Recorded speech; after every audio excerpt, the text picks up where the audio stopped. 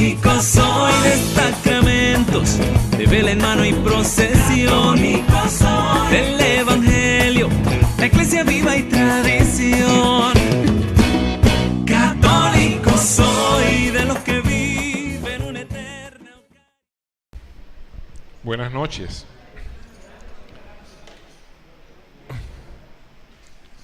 Bueno, como todos los viernes aquí estamos para comprender qué es lo que el Señor nos quiere regalar a través de su palabra. Yo he querido en esta noche traer una enseñanza que he titulado Saliendo de Egipto para ser libre. Y vamos a hablar un poco del pueblo de Israel cuando quería salir de Egipto.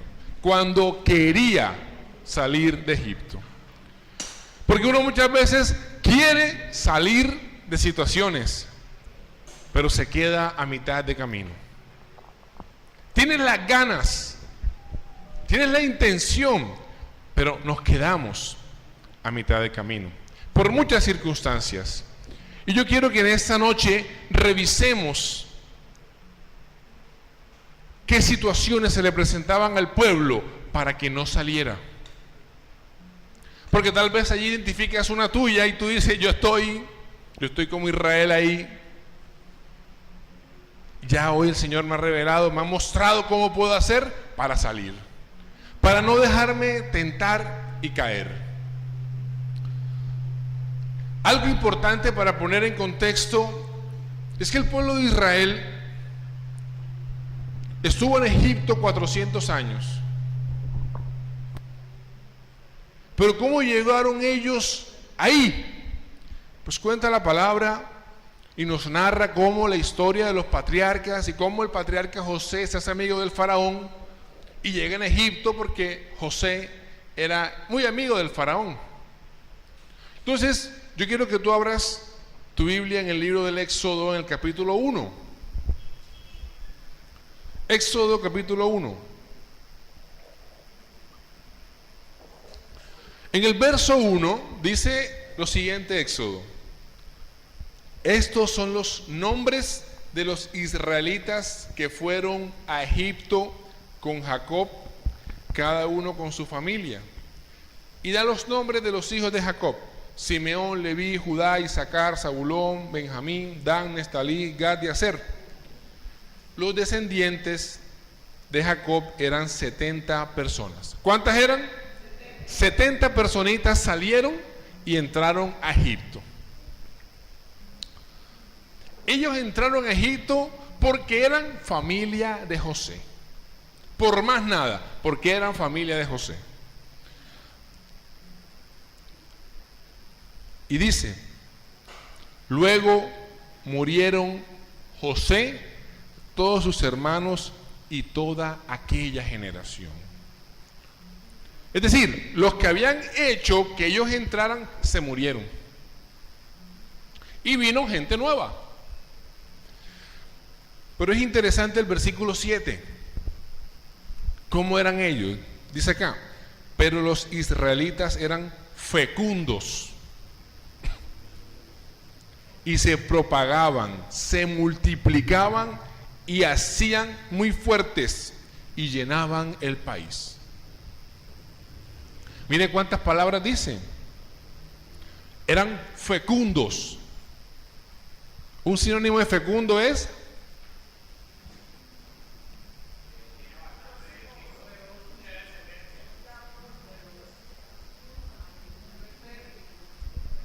tenía mucha descendencia.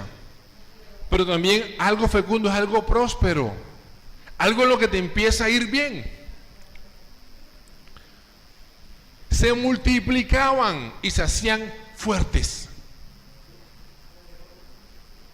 Cualquiera quiere estar en esta situación. Esa es la época chévere. Pero ¿qué sucedió?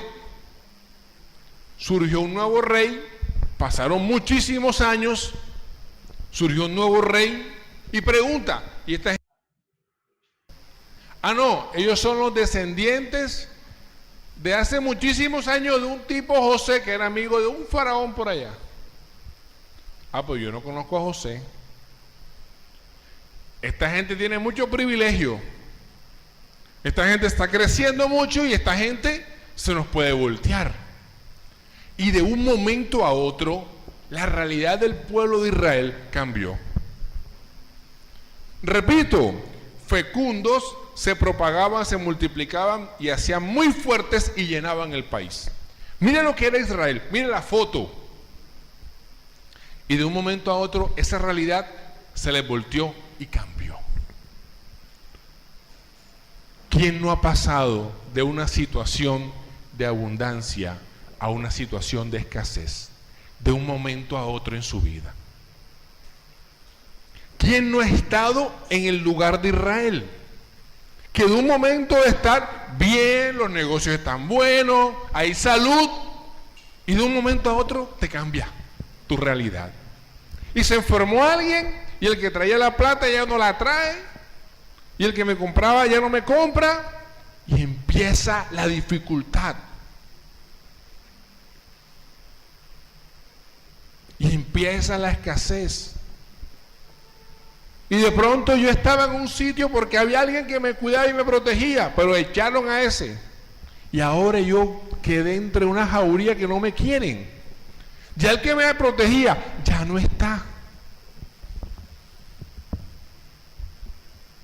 Ya el que me metió a trabajar en la empresa ya lo echaron y ahora yo quedé solo. O sea, ¿quién no ha pasado por esta situación? ¿Quién me dice, no, yo siempre he estado fecundo, próspero y eso nunca me ha llegado? Ninguno. Todo nos ha pasado de alguna manera. Entonces, yo quiero que aquí veamos dos cosas. Uno, yo no puedo vivir siempre de lo que fui en el pasado.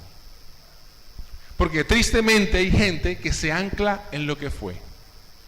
Y anclarse en el pasado muchas veces nos lleva a quedarnos quietos, esperando que la situación regrese por sí sola. Y empiezo a añorar cuando yo tenía salud. ¿Y eso a qué me lleva? A negar mi realidad. Hay gente que no acepta la realidad que está viviendo. Y si no la aceptas, no se puede cambiar. Primero hay que decir, aceptar, esta es mi realidad.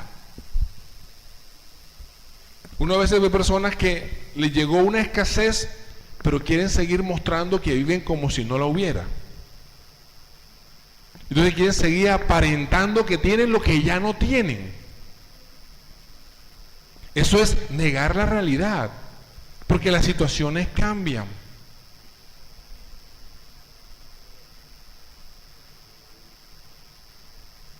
Entonces uno, en este primer momento, mire lo que he contado, solamente he dicho que el pueblo era fecundo y que de un momento a otro su realidad cambia. Y ahí hay dos cosas. Uno, yo no puedo vivir del pasado. Pero es que la frase dice, todo tiempo ha pasado. Pero con esa frase, mucha gente no avanza y se queda. Cuando yo era jefe, cuando yo tenía un negocio, cuando yo tal cosa. Y no vemos lo que Dios tiene para nosotros enfrente. Entonces, eso es lo primero. Entonces dice acá, versículo 8, surgió en Egipto un nuevo rey que no había conocido a José y dijo a su pueblo, mira, el pueblo de Israel es más numeroso y fuerte que nosotros, actuemos sagazmente contra ellos. Y tú empiezas a decir, ese es ataque del diablo.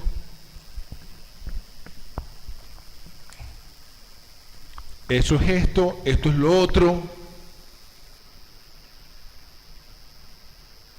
¿Y ahora qué hago yo ante esa realidad nueva que me está sucediendo? Y esa realidad nueva me puede llevar muchas veces a tomar malas decisiones, me puede llevar a equivocarme. Entonces, ¿qué hace el faraón?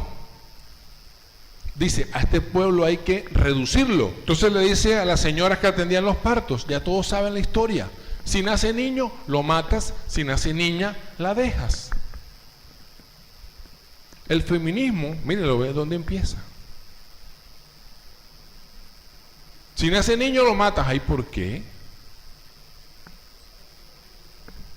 Entonces, ¿qué sucede? ¿Qué hacen las parteras? Ellas no obedecen al faraón. Y acá dice, versículo 17, las comadronas temían a Dios. ¿A quién temían? No dice que temían al faraón, temían a Dios. Y no hicieron lo que les había mandado el rey de Egipto, sino que dejaban con vida a los niños. El rey de Egipto llamó a las comadronas y les dijo, ¿por qué habéis hecho esto y dejáis con vida a los niños? Respondieron las comadronas al faraón, es que las mujeres hebreas no son como las egipcias, son más robustas, y antes de que llegue la comadrona ya ha dado a luz. Dios premió a las comadronas. El pueblo se multiplicaba y se iba consolidando. Y a las comadronas, porque temían a Dios, les concedió descendencia. El pueblo de Israel, lo que más necesitaba en ese momento de su historia, eran unas comadronas con temor de Dios. Si no es por las comadronas, los niños hubieran muerto. ¿Y eso qué significa? Que muchas veces Dios en la vida de uno pone a esas comadronas, a esas personas que parecen como salidas de la nada y que vienen de parte de Dios. Cuando Dios ve la realidad de uno, la ve mucho antes que uno empiece a clamar. Aquí no dice que el pueblo estaba clamando a Dios. Aquí no dice todavía nada, que el pueblo oraba, que el pueblo, nada. Pero Dios tuvo misericordia antes de que el pueblo le clamara. Y esa es una parte en la que en la vida espiritual todavía nos cuesta comprender de que el amor de Dios es tan inmenso que sin que ellos le clamaran, les envía a parteras temerosas de Dios.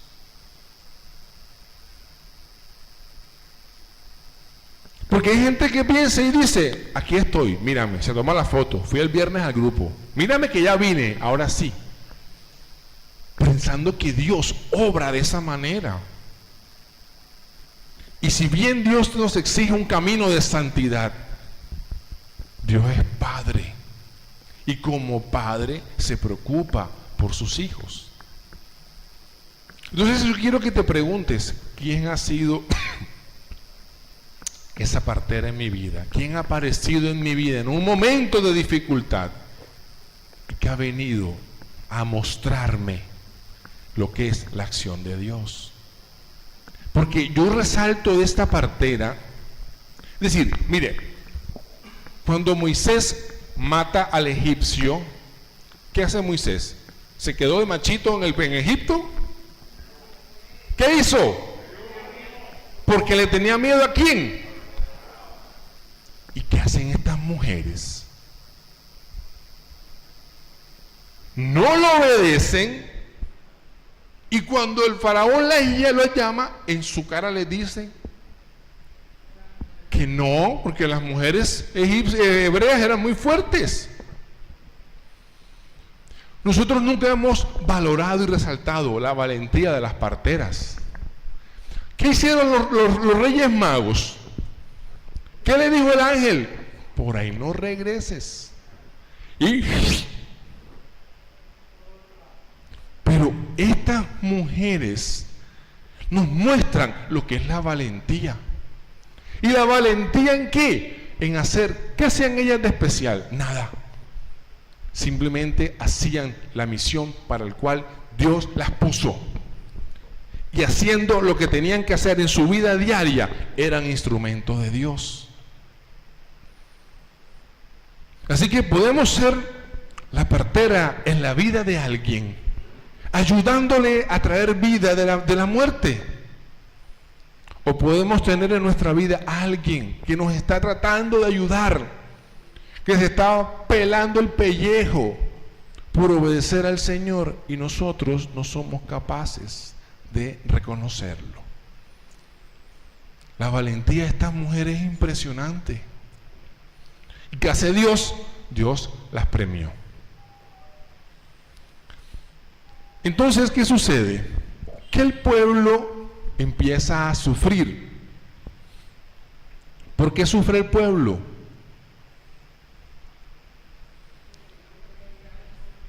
Versículo 11. ¿Qué hace el faraón? Entonces les impusieron capataces para oprimirlos con duros trabajos, y así edificaron para el faraón. Se les complicó todo. Todavía no han empezado el proceso de cambio, el proceso de decidir entregarse a Dios. No lo han empezado, pero la situación está inmanejable. Sin embargo, el versículo 12 nos da la primera clave de esta enseñanza. Y dice: pero cuantos más los oprimían, tanto más se multiplicaban y crecían. De modo que los egipcios llegaron a temer a los israelitas. Mientras más los oprimían, ellos más fecundos eran.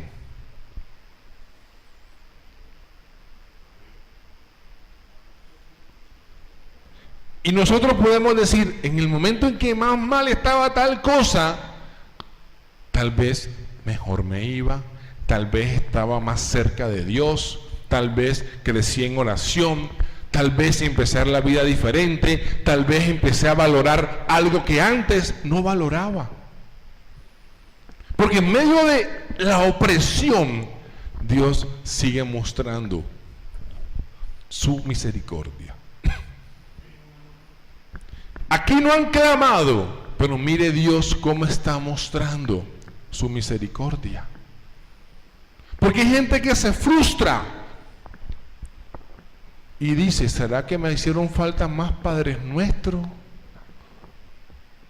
¿O será que me tengo que levantar? ¿Será una hora más temprano? Y se pregunta cuál es la fórmula mágica para que Dios vea mi necesidad. Y cree que hay fórmulas mágicas para eso. Y aquí Dios, el pueblo no ha clamado, pero mire lo que está haciendo el Señor. Va lentamente actuando en el pueblo.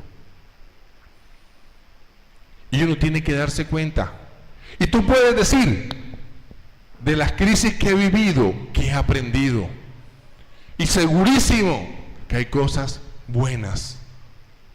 Cosas buenas que a veces son el testimonio que el hermano tuyo necesita escuchar para levantar la fe que tiene caída en un momento. Porque él va a decir: si Dios lo hizo en su vida, lo puede hacer en la mía. Entonces, si el pueblo de Israel era fecundo en medio de la opresión, yo también puedo ver la luz de Dios en medio de lo que estoy atravesando en este momento.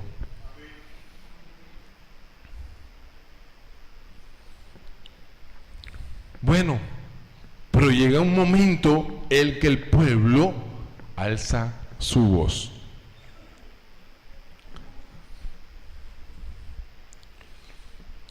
Versículo 23 del capítulo 2. Ya Moisés nació, salió, lo cogieron en el agua, creció, mató al egipcio, huyó. La situación del pueblo sigue siendo difícil. Porque ellos crecían y eran fecundos, pero pasaban trabajo. Brutalmente los hacían trabajar. Entonces en el versículo 23 dice: durante este largo periodo murió el rey de Egipto. Como los israelitas gemían y se quejaban de su servidumbre, el clamor de su servidumbre subió a Dios. Y aquí yo quiero que nosotros entendamos de qué se quejaba Israel. Los que tienen Biblia y no están dormidos, lean. ¿De qué se quejaba el pueblo? Se estaban quejando de Dios. ¿Se estaban quejando de Dios o de su condición? En esa situación, brutalmente doblegados, no se quejan de Dios, se quejan de su realidad, se quejan de su situación y claman. Se quejan de su realidad y claman a Dios para que la cambie. El cristiano a veces se queja de Dios para que Dios cambie su realidad. A veces uno se queja de Dios y no clama por lo que está viviendo. Porque el pueblo aquí no está culpando a Dios. Y dice, Dios escuchó sus gemidos y se acordó de su alianza pactada. Pero es una forma en que el texto lo muestra. Pero ya vimos que Dios venía teniendo misericordia y actuando poco a poco en el pueblo. No es que ellos estaban sin Dios y Dios, ¡ay, mi pueblo! No. Fíjense cómo Dios bendijo a las parteras, cómo fue Dios mostrando la misericordia en medio del problemón que tenían. Entonces, yo aquí quiero detenerme en algo. Ellos se quejaban. ¿Sabe qué es importante que uno resalte aquí? Que un cristiano no tiene por qué ser un resignado de su realidad. Y anoche leí algo muy interesante y decían, ¿cuál es la diferencia entre la resignación y el abandono? ¿Qué diferencia hay entre resignarme y abandonarme en Dios? Y San Francisco de Sales, que es doctor de la iglesia y habla mucho de la voluntad divina, dice, el que se resigna en Dios se somete a Dios, pero aún tiene amor por las cosas del mundo. Pero sin embargo, se somete a Dios. El que se abandona en el Señor solamente vive el amor en el Señor y acoge su voluntad de manera perfecta. Entonces ponía un ejemplo, un contraejemplo, y decía, mire la diferencia entre Job, que dice, Dios me lo dio, Dios me lo quitó. Y Pablo, que dice, todo lo puedo. Dígalo de nuevo. Y dice, mire la diferencia entre resignarse y abandonarse.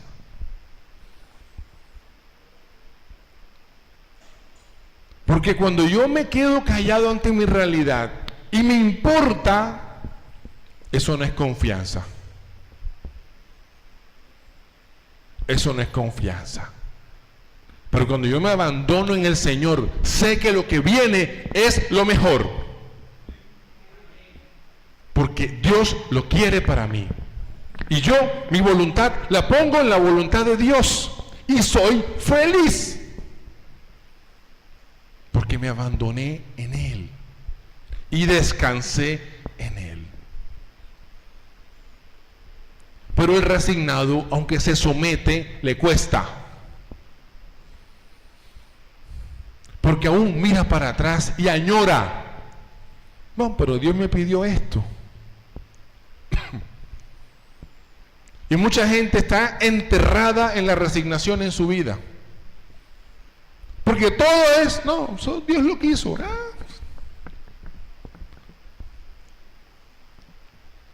Y entonces el resignado no se mueve para que su vida cambie. Porque distorsiona lo que es la voluntad de Dios y lo que Él quiere para nosotros. Entonces el pueblo nos enseña que no es un resignado, claman, pero mire, no se quejan de Dios, se quejan de su realidad, de su servidumbre. ¿Por qué tenemos que estar así? Entonces, ya usted sabe que viene, ¿verdad? Dios aparece con Moisés en la zarza, le da una misión, ve donde el faraón. ¿Para qué? Para salir de esa esclavitud. Entonces llega el momento en que tú decides salir de Egipto. Tú dices, yo voy a salir de Egipto. Y tú dices, esta prédica me llegó, yo voy a empezar. Pero Satanás, yo siempre he dicho, Satanás está allá afuera sentado. Y Satanás dice, déjalo que brinque, déjalo que dé vuelta, que ore, que se desmaye, que se prie, déjalo, que él tiene que salir. Él no se va a quedar toda la vida dentro del grupo. Él va a salir allá afuera. Él va a salir y se va a ir para la casa y se va a encontrar con la familia, con la deuda. Déjalo que brinque, déjalo que alce las manos, déjalo. Entonces, yo quiero que empecemos a hacer un recorrido por las, ¿cuántas traje? 1, 2, 3, 4 formas en que el enemigo busca tumbar a Israel de su propósito de cambiar. Israel es consciente, somos el pueblo elegido, yo tengo que ir a vivir en la libertad de los hijos de Dios. Y empieza el cambio, y empieza la decisión. Entonces,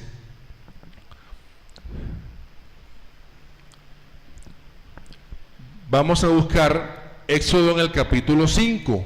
Moisés va donde el faraón y le dice, déjanos salir, que queremos ir a adorar a Dios. Entonces, mira lo que dice. Este es el primero de los 4 casos en que el enemigo busca tumbar a Israel, sacarlo de su propósito. Y analiza con cuál de ellos el enemigo te coge y te aprieta. 5:1. Después Moisés y Aarón se presentaron al faraón y le dijeron, esto dice Yahvé, el Dios de Israel, deja salir a mi pueblo para que celebre fiesta en mi honor en el desierto. Respondió el faraón, ¿quién es Yahvé para que yo deba hacerle caso dejando salir a Israel? No conozco a Yahvé y no dejaré salir a Israel. Ellos dijeron, el Dios de los hebreos se nos ha aparecido, permite pues que hagamos un viaje de 3 días al desierto para ofrecer sacrificios a Yahvé nuestro Dios, si no nos castigará con peste o espada. El rey de Egipto le replicó, Moisés y Aarón, ¿por qué queréis apartar al pueblo de sus trabajos? Volved a vuestras tareas. Y añadió el faraón, ahora que son más numerosos que los nativos del país, o sea, eran más los judíos que los egipcios, ¿queréis interrumpir sus trabajos? Entonces el faraón, ante esa realidad, ante ese intento de querer salir, dice, versículo 6, aquel día el faraón dio esta orden a los capataces y a los inspectores, no provean como hasta ahora de paja al pueblo para hacer ladrillos, que vayan ellos mismos a recogerla, pero que hagan la misma cantidad de ladrillos que hacían antes, sin disminuir nada. Son unos perezosos. Entonces el pueblo le cree a Moisés, no, Dios tiene una tierra que manda leche y miel, ustedes van a ver, Dios nos va a respaldar. Bueno, Moisés, vamos contigo. Y cuando ese pueblo está otra vez trabajando y trabajando más duro, ese Moisés ahí por hacerle caso y uno creyendo en cuantos pendejos de que Dios estaba con uno, ahora estamos peor.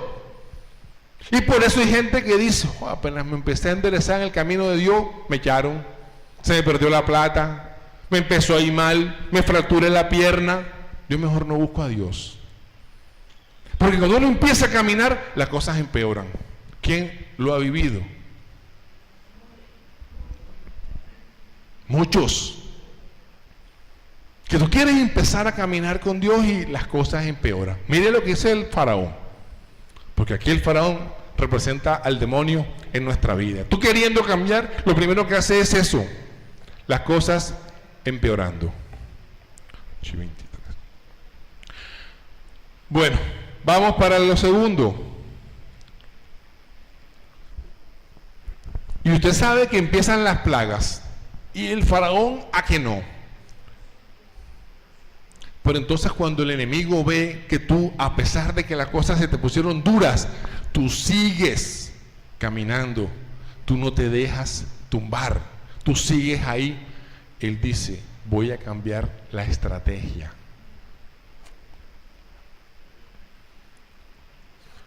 Entonces,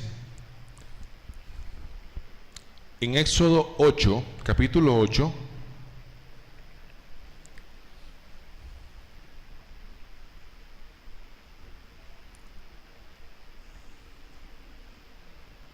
versículo 21, Moisés está amenazando al faraón con las plagas si no los deja salir. Entonces, mire lo que hace faraón. 8:21.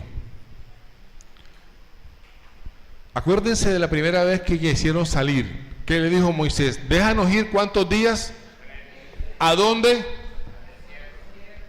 Ok. Dice el versículo 21. Entonces llamó el faraón a Moisés y a Aarón y les dijo: vayan y ofrezcan sacrificios a su Dios en este país. Moisés respondió: no conviene que se haga así, porque el sacrificio que ofrecemos a Yahvé nuestro Dios es abominación para los egipcios.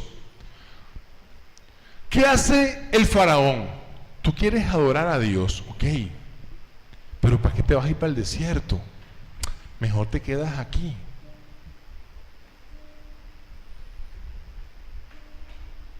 Y no era en Egipto. Porque Egipto, ¿qué simboliza? La esclavitud, el pecado, la opresión. Y uno muchas veces hace eso. Nos quedamos en el mundo esclavizados, queriendo hacer cositas por Dios, pero sin romper realmente con Egipto. Entonces tú dices, pero ¿para qué voy al desierto? Eso está muy lejos. Hombre, yo aquí puedo orarle a Dios. Dios aquí me escucha. Pero la respuesta de Moisés es no. Es que no es aquí en Egipto. Es que no es en medio de la esclavitud. Es que no es en medio del pecado. Dios quiere que vayamos al desierto. Allá Él se va a encontrar con nosotros. Y uno muchas veces se queda así. Un Dios a mi manera. Hay gente que cree, no, yo creo esto no lo creo. Porque es que es fácil tener un Dios a mi manera. Esto que la iglesia enseña, sí, no, esto no lo creo. Es lo mismo. ¿Yo para qué voy a ir para el desierto? Yo aquí puedo orar a Dios. ¿Y cuántas frases no escucha uno? ¿Y yo para qué tengo que ir a la iglesia? ¿Y yo para qué me tengo que confesar? ¿Y para qué se casan? Quédense en unión libre. ¿Y para qué lo bautizan si está chiquito? Porque queremos un Dios a nuestra manera. ¿Qué quería Faraón? Eso, no vayas al desierto. Aquí en Egipto, te la pongo fácil. Porque queremos un Dios a nuestra manera.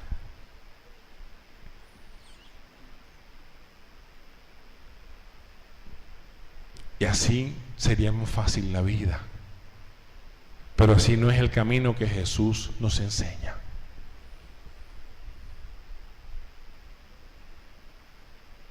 Jesús pudo haber dicho en su primera predicación: todo el mundo para su casa, los espero el domingo de resurrección. Pero Jesús dijo: el que quiera seguirme, tome su cruz y me sigue. Porque a veces Hay gente que cree en un Jesús hippie, un Jesús buena onda, un Jesús que pareciera que todo lo vale y todo le importa. Pero Jesús dijo, toma tu cruz y sígueme. Jesús dijo, entra por la puerta angosta. Y hay gente que pareciera que entendiera que Jesús dijo al revés, entren por la puerta ancha. Eso quiere Faraón, la comodidad, el confort. Pero Moisés no se deja engañar. Y el diablo no se quedó quieto. Tercera forma. Yo no pude lograr que esta persona con más problemas se apartara. No he podido lograr que viva una fe a mi manera. Entonces mire lo tercera táctica del demonio. Está en Éxodo 10. Éxodo 10. Versículo 8. Vea lo que hace Faraón. Hicieron volver a Moisés y a Aarón ante el Faraón y les dijo: vayan a dar culto a Yahvé vuestro Dios. ¿Pero quiénes van a ir? Moisés respondió: iremos con nuestros niños y nuestros ancianos, con nuestros hijos y nuestras hijas, con nuestras ovejas y nuestras vacas, pues tenemos que celebrar la fiesta de Yahvé. Entonces Faraón le dice: que Yahvé esté con ustedes lo mismo que yo voy a dejarlos salir con vuestros pequeños. A la vista están vuestras malas intenciones, no lo permitiré. Salid si queréis los varones solos y dad culto. La tercera estrategia que usa el diablo es separar a la familia de la presencia de Dios. ¿Quieres buscar de Dios? No, ves tú solo. Me dejas aquí a los demás.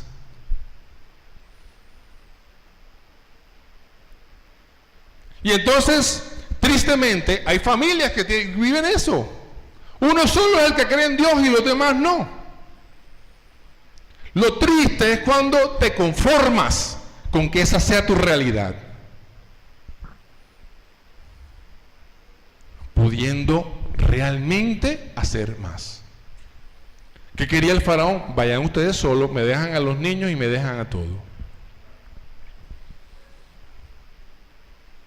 Y entonces, a veces en la casa, la fe solo la vive uno solo, y la vive cuando está en el grupo. De resto, en su casa no abre la boca para hablar de Dios. Y hay gente que se siente contenta y conforme con eso, siendo que la primera escuela de evangelización es la casa.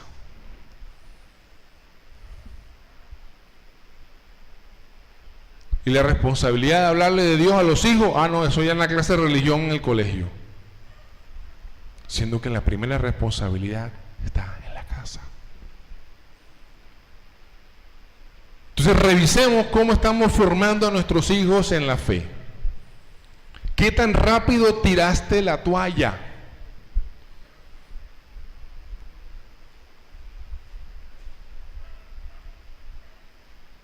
Y yo sé que no es fácil, pero uno no puede claudicar. Y pedirle al Señor: dame la luz para evangelizar a mis hijos de manera distinta según su edad. A mi cónyuge, hablarle de Dios. A veces insistimos más con el de afuera que con el de la casa. ¿Por qué? Porque Satanás sabe que una familia así es más fácil. Entonces Moisés le dice: no, Señor, o vamos todos o no vamos. Porque entiende el valor que tiene Dios en toda la familia. Porque no te va a preguntar a cuántos ayunos fuiste, sino cuántas veces les enseñaste a tus hijos la importancia de la Eucaristía.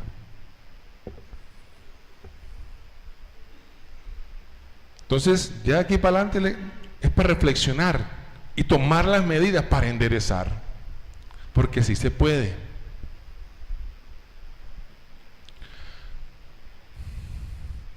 Cuarto, en el mismo capítulo 10, como Moisés le ha dicho que no van a ir solos, entonces viene y le dice,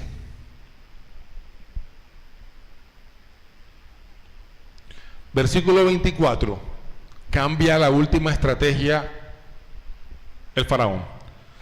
El faraón llamó a Moisés y le dijo, bueno, está bien, id y den culto a Yahvé, pero que se queden solamente vuestras ovejas y vuestras vacas. También vuestros niños podrán ir con vosotros. Mire la astucia del faraón. Moisés le replicó, ¿por qué no podían aceptarlo? Tienes que dejarnos llevar también reses para ofrecer sacrificios y holocaustos a Yahvé. Ajá, entonces fueron todos de paseo al desierto. ¿Y cómo iban a ofrecerle sacrificios a Dios sin los animales? La intención de Faraón y del demonio es clarísima. Es de alguna manera dejarte incompleto. O te quita la fe, o te deja en el lugar de esclavitud, o destruye tu familia, o te impide que puedas realmente dar culto sincero a Dios. Y esto se ve ¿cómo? En las espiritualidades vacías que muchas veces, tristemente, nosotros tenemos. Puro exterior, pero por dentro no hay vida espiritual.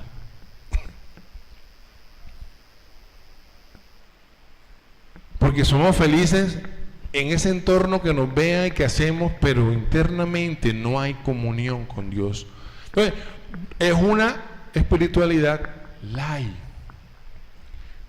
donde no hay sacrificio, donde no hay mortificación, donde no hay nada. No hay nada para ofrecerle a Dios, porque es que todo es Dios dame.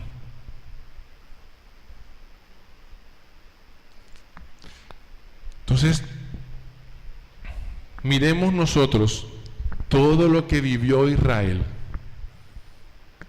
Y Moisés no aceptó nunca ninguna estrategia del faraón. ¿Cómo te ataca a ti el enemigo? ¿Cómo te está manejando la realidad? Yo quiero un cristianismo light. Porque hay gente que dice, no, está bien, yo creo todo lo que dice la iglesia, pero pónmela suave, pónmela fácil.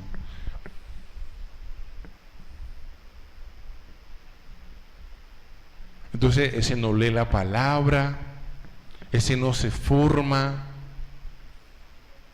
ese no evangeliza, ese no hace nada, porque la quiere chévere, solo recibir. Entonces, ¿cuál forma de esas cuatro Satanás puede estar queriéndome obnubilar, adormecerme, sacarme realmente de mi comunión con Dios? Después de todo esto, con Moisés firme, es que el pueblo de Israel, ¿qué hace el faraón después de la última plaga? Salgan de aquí y váyanse. Y sale el pueblo camino, ¿a dónde? A la tierra prometida, camino a la libertad. ¿Cuántos quieren ser libres? ¿Cuántos están dispuestos a dar ese paso de fe sostenido? Allá afuera te está esperando el de la cola, está esperando que salgas, pero no le des oportunidad. Esta bendición no me la dejo robar. Esta paz no me la dejo robar. Así que vamos a orar. Vamos a poner todo esto en manos del Señor, para que sea Él realmente dándonos lo que nos haga falta para mantenernos camino a la libertad. Amén. Amén. Católico soy de sacramentos, de vela en mano y procesión. Católico soy del Evangelio, la iglesia viva y